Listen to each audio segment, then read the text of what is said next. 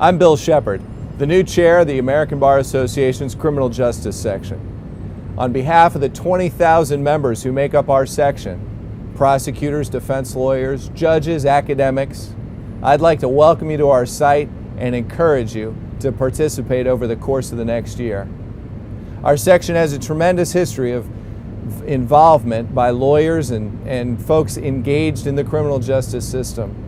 Together, we've worked to change policy, not only in the American Bar Association, but in the halls of Congress and the state legislatures around our country, all working towards one goal: to make the unified voice of criminal justice an instrument for improving our system and helping our country in the rule of law. So that's why I ask you to join me this year as we focus on 3 different components that I think are important to us as we look at the year ahead. The first is an emerging trend that we've seen of over-criminalization. And by that I mean an erosion of mens rea, changes in statutes that at one time were viewed as strictly administrative or civil, and now carry with them enforcement and criminal sanctions. It's important to take a look at those. It's important over the course of the next year to look at the burdens those place not just on prosecutors' offices that are strapped for dealing with fiscal challenges that they have to face to keep their communities safe, but also challenges that businesses face and lawyers who advise those businesses face as they try and help their clients navigate what can oftentimes become a complex system. So that's an important thing over the course of the year, to have input from all areas, not just the lawyers who are involved from an enforcement and defense side, but also from stakeholders involved in the process, whether that be people in regulated industries or academics who spend careers studying these issues and can help advise us on important changes that we might be able to consider to make to improve the system for all of us. The next thing that I think all of us would agree on is that the world has changed over the last 5 years, 10 years, certainly over the course of the last generation. Our practice no longer centers around the 15 blocks or miles that surround our local courthouse. Our practice oftentimes becomes national or international in evidence gathering and advising clients as prosecutors and agents travel the globe through cooperation agreements with their partners in enforcement communities.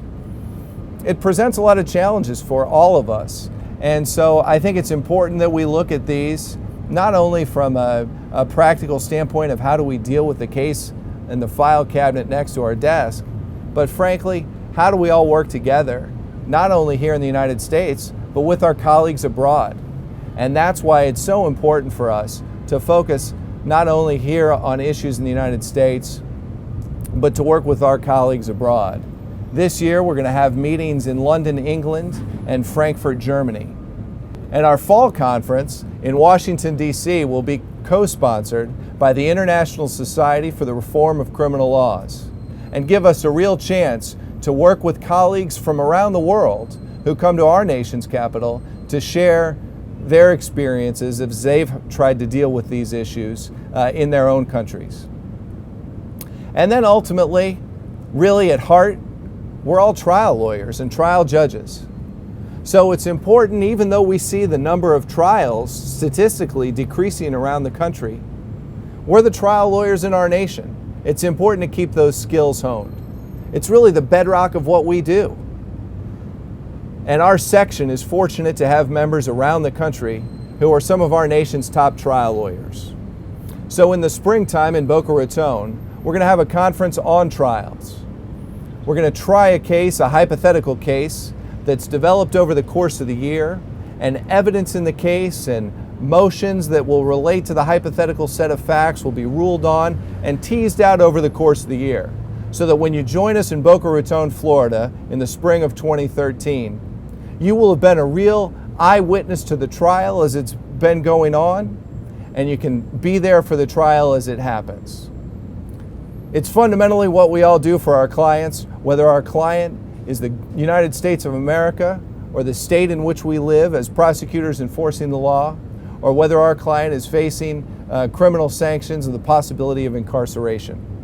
Ultimately, we're trial lawyers, and we ought to share our skills with one another so that we can do our job better. And that's really what this section's about.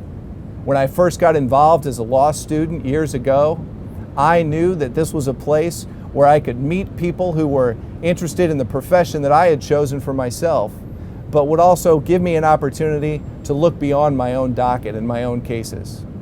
The criminal justice section is really the unified voice of criminal justice.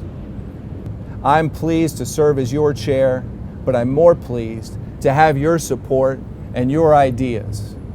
It's your section. I really want you to seize the opportunity. Write articles for our magazine, participate in CLEs, be an active member. We're a membership-driven organization. If you want our section to do something, stand up and help us do it. So call me, email me, send me a letter, work with our section staff. We've got some great staff here at the Criminal Justice Section who can help us in this mission. And also, they tell me you can follow me on Twitter. Thanks.